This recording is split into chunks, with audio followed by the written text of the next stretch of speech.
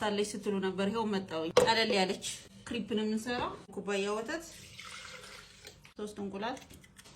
ቫኒላ ትንሽ ጨው ሹኑና በዛለው እናንተ በሁለት እንቁላል ብቻ መጠቀም ትችላላችሁ እኔ አንድ ኩባያ ይሄ ሁለት ሚክስ ስለወፈረ የጓጎልም ስላለው በደንብ መመታት አለበት 1 2 3 ዘይት ካነሰው ክሪፕ ይደርቃል እንዳታሰንሱት ሚክስ እናደርጋለን እኔ በቂሎ እናንተ ያያያችሁ ስኳር የምትፈልጉትን ያህል መጨመር ትችላላችሁ እንደዚህ ብሌንደር ብትጠቀሙ አሪፍ ነው ቆንጆ መጥበሻ ያስፈልገናል እንደዚህ አይነት ግን እንዳይዝ ዘይት እናደርግና ትንሽ እዛ ቶሎ ብላችሁ እንደዚህ ነው ማዳረስ እንደዚህ አድርገን ለመጠጥ ሲል ጥግጥቁ እንደዚህ አላቀን አያችሁት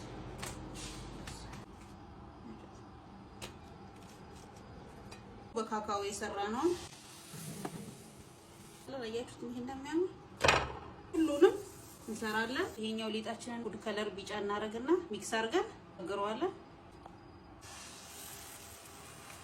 ስለዚህ ማተለቅ እንችላለን ጥግጥቁ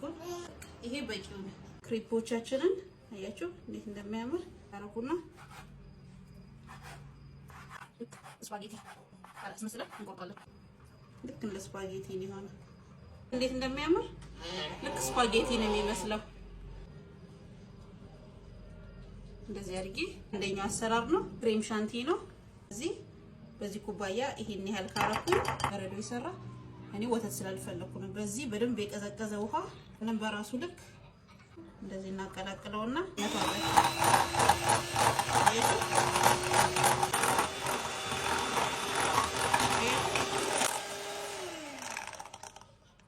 እንደዚህ ወፍራል ስዊት የሆነ ማንጎ አለ ማንጓችንን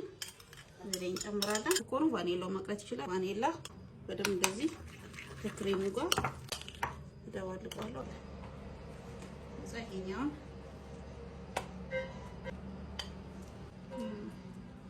ጀርገን ዘጋታለን ከዚች ጋርም እንደዚች አሁን ይሄንን ክሬሙ እንዳይወጣ አድርገን አይቼው አሁን እንደዚህ ቢስሚላህ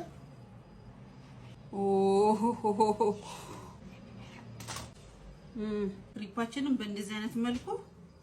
ሰርተን በተለያየ አይነት እንደዚህ አድርገን ለልጆቻችን ለመብላት የሚመቻል ቢስሚላህ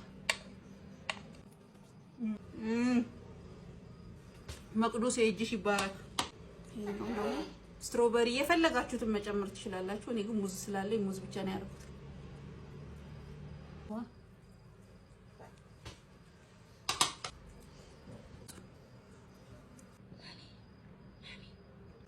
ጨርሰንዴ